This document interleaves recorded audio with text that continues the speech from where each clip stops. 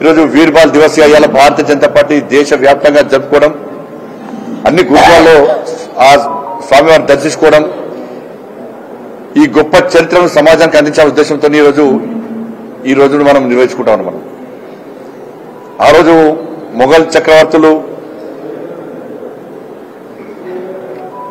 ముస్లిం మతాన్ని స్వీకరించాలని చెప్పి ఒత్తిడి తీసుకొస్తున్న సమయంలో ముందుగానే గురు గోవింద్ సింగ్ మహారాజ్ యొక్క తండ్రి గారు తేజ్ బహదూర్ సింగ్ ను ఆయన 9 వయసులో ఉన్నటువంటి సందర్భంలోనే బలిదానమైన విషయాన్ని మనం గుర్తుంచుకోవాల్సిన అవసరం ఉంది.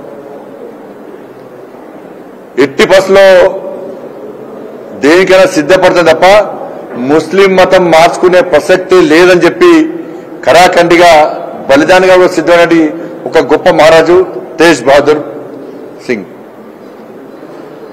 వాళ్ళు అనేక చిత్రహింసలు పెట్టి ఆ రోజు కూడా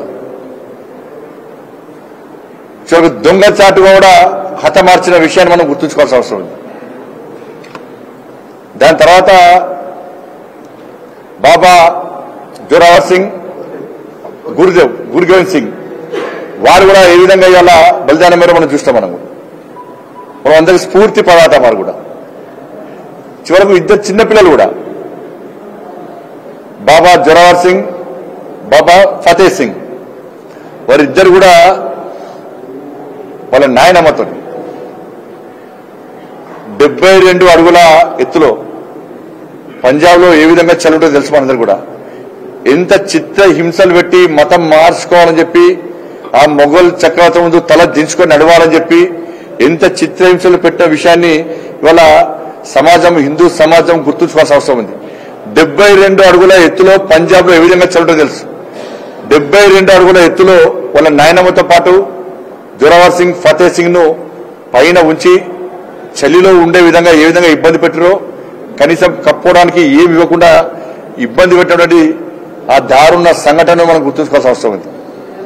దాంతోపాటు ఇద్దరు చిన్న పిల్లలు, పసి పిల్లలను చూడకుండా 9 ఏళ్ళు 7 ఏళ్ల వయసులో గులేర్లతోని దారుణంగా కొట్టి చిత్రహింసలు పెట్టిన విషయాన్ని ఒక్కసారి గుర్తుంచుకోవాల్సిన అవసరం ఉంది. కనీసం తాగడానికి నీళ్లు లేకుండా హింస పెట్టిన విషయాన్ని గుర్తుంచుకోవాల్సిన అవసరం ఉంది. ఈ పరిస్థితిలో ఈ పిల్లలకు కనీసం పాలు పోయాలని చెప్పి ఆలోచనతో ఒక మహారాజ్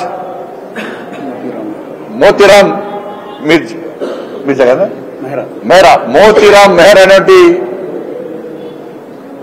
ఒక వ్యక్తి బంగారాన్ని అమ్మి వాళ్ళ పాలు తీసుకొచ్చి వాళ్ళకు పాలు పోసిన సందర్భంలో వాళ్ళ కొడుకును కూడా తీసుకొచ్చి వాళ్ళ చెరుకు రసాన్ని ఏ విధంగా మనం పిండి చేస్తామో అట్లా వాళ్ళ కుమారుని పసిబారిని తీసుకొచ్చి ఏ విధంగా ఆ మిషన్ కింద పెట్టి ఏ విధంగా చిత్రహింసలు పెట్టి హతమార్చిర్రో అది దారుణమైన సంఘటన.